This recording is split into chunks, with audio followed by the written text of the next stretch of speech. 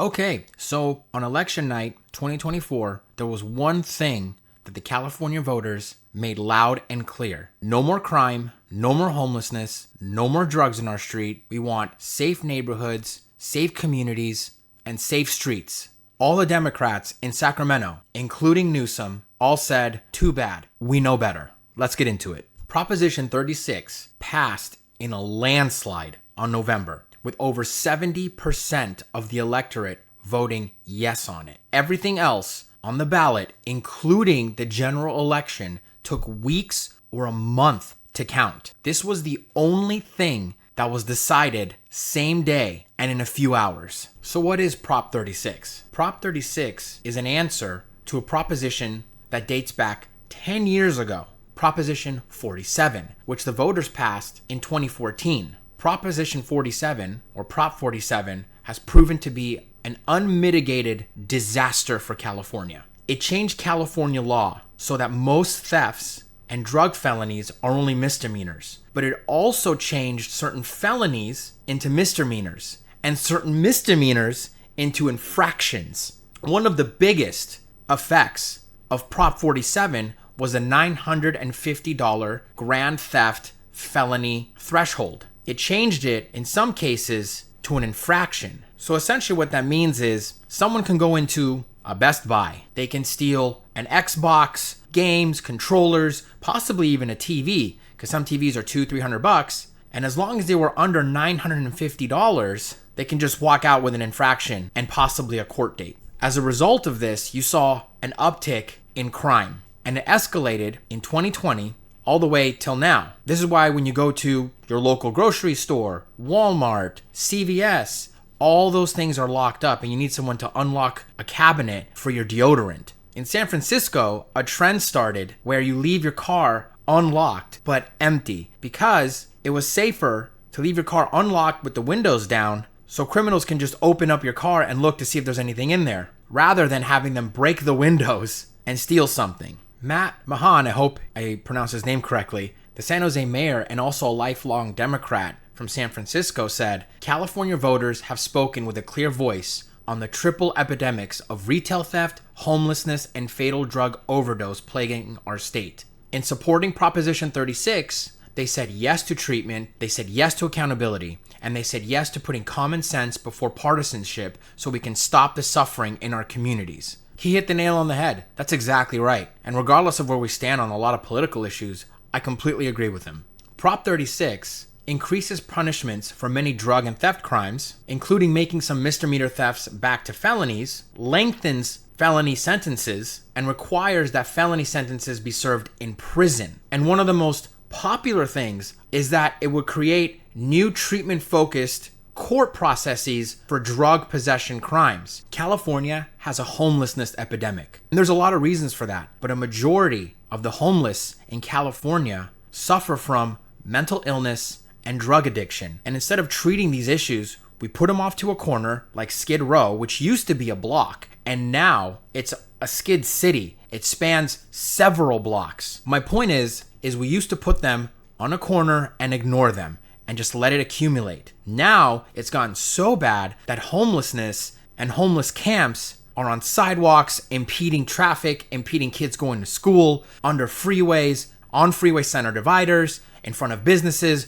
parking lots. They're everywhere, and you can't ignore it. Proposition 36 intends to hopefully fix some of those issues. So what else does Proposition 36 do?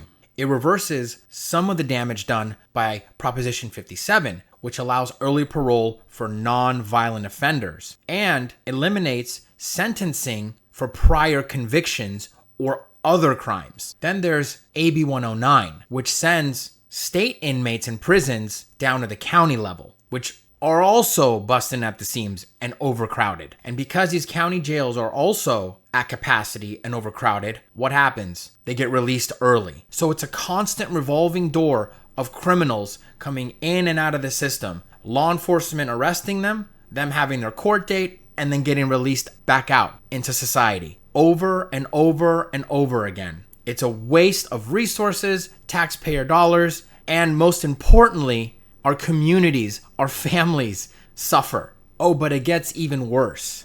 The state Senate just passed Senate Bill 672, SB 672, which allows early parole for youthful, violent, convicted murderers, killers, because apparently being youthful isn't as bad as being a middle-aged murderer. And what is youthful? Not a juvenile, which means under 18. 18 to 26 years old is considered youthful. And the last bill that was just passed through the state assembly, Assembly Bill 1376, AB 1376, does the same for juveniles. It terminates juveniles' probation early, as long as they meet their requirements and are rehabilitated. But based on all these previous numbers of SB 57 and AB 109 and Proposition 47, it's a revolving door. No one's rehabilitated. This doesn't make our communities safe, it makes them worse. So aside from the leftist dogma that for some reason empowers, emboldens, and supports criminals, a lot of these policies are meant to address prison overcrowding. In 2011, the U.S. Supreme Court in Brown versus Plata ruled that the California state prison system needed to reduce its population by 137% because it was deemed cruel and unusual. And I understand that prison overcrowding is a huge issue and a problem. But it doesn't help that Governor Gavin Newsom and state Democrats are also closing down prisons, which obviously add to the overpopulation and crowding. So instead of renovating or opening up new prisons, we're closing them. Since 2021, Gavin Newsom has closed 4 prisons, with a 5th coming October 2026. Each prison saves the California taxpayer $150 million annually. However, at what cost? The safety of our communities, the safety of our children, the safety of our businesses, our streets, the safety of tax-paying citizens, which leads me to funding. So instead of funding Prop 36, which you need more judges, more district attorneys to prosecute, fund local law enforcement, they rather spend money on the high-speed rail, which costs $7 billion. They rather spend $12 billion on healthcare for undocumented immigrants, $240 million on Governor Newsom's San Quentin transformation, $50 million to Trump-proof California, $57 million for Governor Newsom's outreach support funds proposal for community engagement and awareness campaigns. All that means is non-government organizations that push political activism and agendas. And my favorite of all is the $1.5 billion capital annex. As of right now, it's estimated costing the taxpayers $440 million.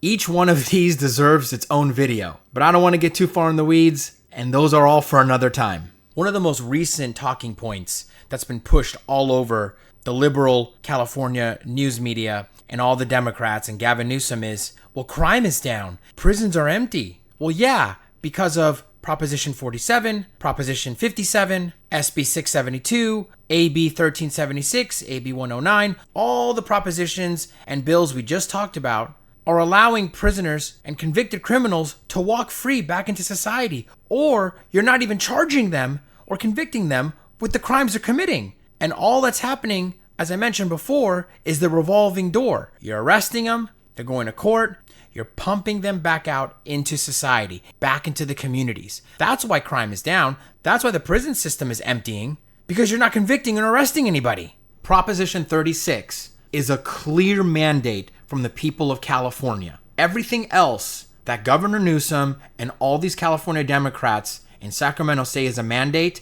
is not. It's their own mandate that they think they should implement to the people of California. Environmental policies that they call mandates. Lies. EV mandate, not a mandate. Healthcare for illegal immigrants, not a mandate. Wildly unpopular. The hypocrisy of these California Democrats and Governor Newsom, always screaming about fascism and a dictatorship when they're the ones that don't listen to their own voters. They're the ones ignoring them and doing whatever they want and making up mandates in their head. It's wild to me. California is turning into a medieval feudal society, a real life Hunger Games, if you will, where the gap between the elites, the ruling class of districts 1 and 2, and the struggling masses of District 12. And it keeps growing wider and wider and wider. At some point, if this continues, nothing in between. And I'm going to end by saying this. I've been getting some comments saying, well, what do you want us to do about it? What can we do?